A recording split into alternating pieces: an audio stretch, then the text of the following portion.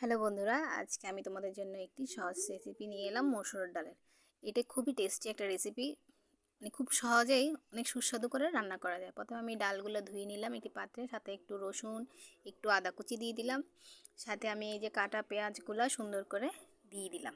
এখানে আবার কাঁচা ধনিয়া পাতা, তারপর কাঁচা মরিচ দিয়ে দিব। তারপর এখানে আমি আস্তে আস্তে এক এক করে গুঁড়া মশলাগুলো অ্যাড করব। জিরা গুঁড়া, হলুদ গুঁড়া আর সামান্য একটু মরিচের গুঁড়া আমি এখানে অ্যাড করে দেব। তারপর স্বাদ মতো নুন দেব, আর সাথে আমি এখানে কিছু কাঁচা সরিষার তেল অ্যাড করে দেব। এবার এগুলো আমি হাত দিয়ে সুন্দর করে মেখে নিব। মেখে নেওয়ার পরে পরিমাণ মতো জল দিয়ে আমি এটা চুলোয় বসিয়ে দিব। এবার এটা কতক্ষণ সেদ্ধ হওয়ার জন্য আমাদের অপেক্ষা করতে হবে। এই যে দেখেন এগুলো এভাবে সেদ্ধ হচ্ছে।